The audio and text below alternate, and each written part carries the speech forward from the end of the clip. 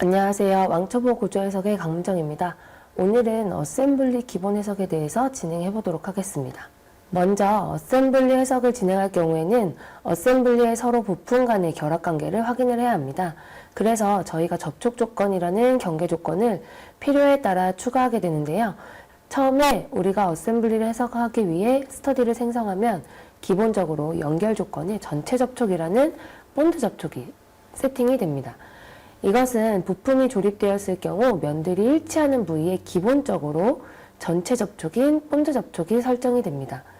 이 기본 세팅 외에 부품의 접촉 관계를 추가하여 부여할 경우에는 크게 세 가지로 세팅을 하게 되는데요. 본드 접촉, 관통 허용, 관통 없음입니다. 각각의 조건에 따로 오른쪽 형상에 대해 확인할 수 있는데요. 본드 접촉은 지금 형상 그림처럼 위아래의 부품이 한 파트처럼 움직일 경우에, 그리고 모든 면이 결합되어 있는 상태를 얘기를 하고요. 두 개의 부품이 한 파트처럼 인식을 해서 부품이 같이 변형이 발생이 됩니다. 관통 없음은 위아래의 부품이 서로 다르게 변형이 발생이 될 경우 조건을 부여할 수 있는데, 구성 요소들 간에 아무런 구조적 연결이 없고 어셈블리가 붙어있지 않은 구성 요소일 경우에 사용을 합니다. 마지막으로 관통 허용은 아래의 부품 중에 부품을 뚫고 지나가는 현상으로 서로 간에 상호 연결이 없음을 의미를 합니다. 접촉하는 면들이 따로 있거나 면이 미끄러지게 할 수는 있지만 서로 침범하지 않을 때 사용할 수 있습니다. 그럼 저희가 이번에는 가장 기본적으로 들어오는 전체 접촉인 본드 접촉으로 들어오는 조건만 가지고 어셈블리 해석을 진행을 해보도록 하겠습니다. 자, 모델을 살펴보면 페달처럼 생겨 있는데요. 이제 자전거 페달이라고 가정을 하게 되면 페달 쪽에 하중이 걸리는 하중 분포 및 변이를 확인을 하기 위한 목적이고요. 어셈블리를 구성하는 부품들은 전체적으로 보시는 것처럼 본드 접촉으로 들어가게 됩니다. 자, 재질은 각각의 부품마다 다르게 지정이 되고요. 구속은 이 페달에 있는 원통, 풀린 원통 면 쪽을 고정으로 하고요. 그 다음에 페달을 밟는 것처럼 X축 방향으로 90N의 하중을 부여를 해보도록 하겠습니다. 자, 지금 보시는 것처럼 각각의 부품들이 조립이 되어 있는 걸 확인을 해볼 수가 있고요. 저희가 단면을 잠시 살펴보게 되면 지금 보시는 것처럼 안쪽에 연결되어 있는 부품들은 각각 원통면이 일치하는 조건으로 붙어 있는 걸 확인을 해볼 수가 있습니다. 자, 저희가 그러면 세팅 값을 확인을 해볼 텐데요. 이미 제가 조건은 넣어놓은 상태인데 각각의 파트들이 이제 파트 아래쪽에 뜨게 되어 있고요. 각각의 파트들에 해당하는 재질을 이제 암은 알로이 스틸, 그리고 축은 스테인리스, 그 다음에 가운데는 회주철에 해당하는 부분으로 저희가 세팅을 해둔 부분입니다. 파트의 재질은 각각의 파트에서 재질 편집을 통해서 저희가 넣어줄 수 있는 상태고요. 여기에 연결 조건의 부품 접촉을 보시게 되면 전체적으로 기본 전체 접촉인 본드 접촉으로 들어가 있는 것을 저희가 확인을 해볼 수가 있습니다. 자, 구속은 아까 저희가 자료에서 살펴봤듯이 원통면, 풀리에 있는 원통면을 기준으로 해서 전체적으로 회전 방향과 이동 방향을 구속을 고정으로 두고요.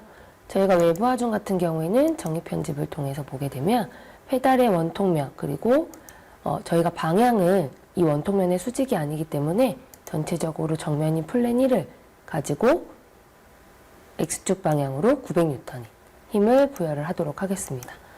자, 이렇게 되어 있는 상태에서 저희가 메쉬는 기본적인 메쉬로 부여를 하도록 할 겁니다.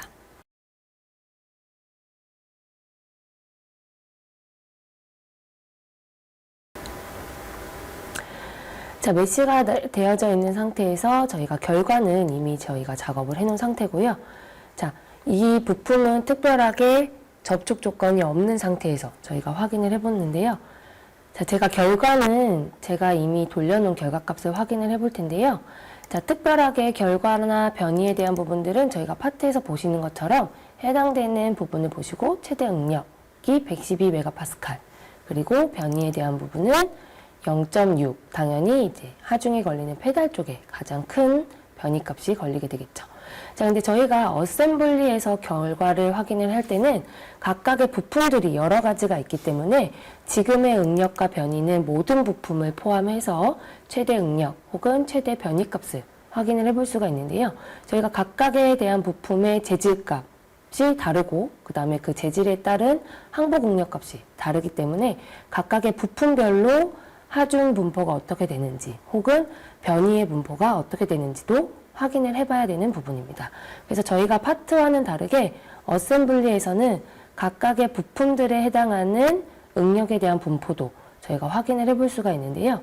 자, 지금 보시는 것처럼 모델 있는 데서 저희가 필요한 부품을 제외하고 나머지 부품들은 숨겨주게 됩니다. 저희가 응력에 대한 변화를 확인을 해보기 위해서 가운데 축을 기준으로 해서 저희가 부품을 히스토리에서 숨겨준 부분이고요.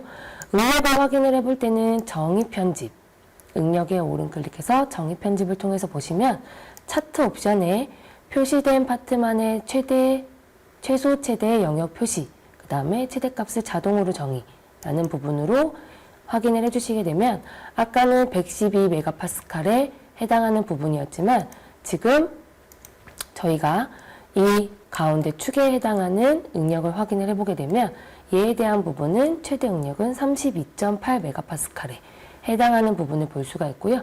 변이에 대한 부분도 마찬가지로 저희가 0.610 특별하게 변화되는 게 없죠. 정의 편집 통해서 항상 차트 옵션에 표시된 파트만의 최소 최대 영역 표시가 되어 있는지를 확인을 해보고 저희가 결과값을 확인을 해봐야 되는 상황입니다. 그래서 축에 해당하는 부분은 최대 변이가 0.062라는 값을 가지고 있는 것을 확인을 해볼 수가 있겠죠.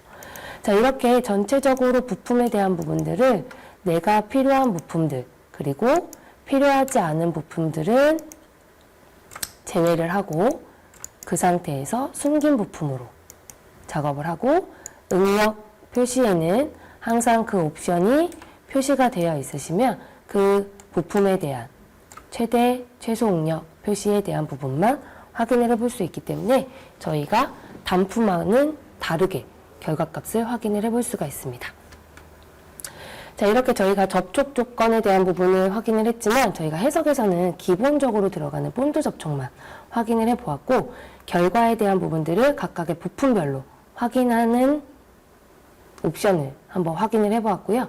저희가 다음 달에 있는 왕초보 구조 해석에서는 접촉 조건에 따른 형상, 접촉 조건에 따른 저희가 접촉 조건을 부여하는 거에 따라서 해석의 결과에 대한 부분들을 각각 한번 비교해보는 시간을 가져보도록 하겠습니다.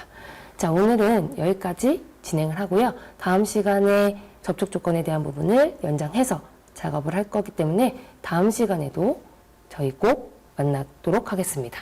다음 시간에 만나요.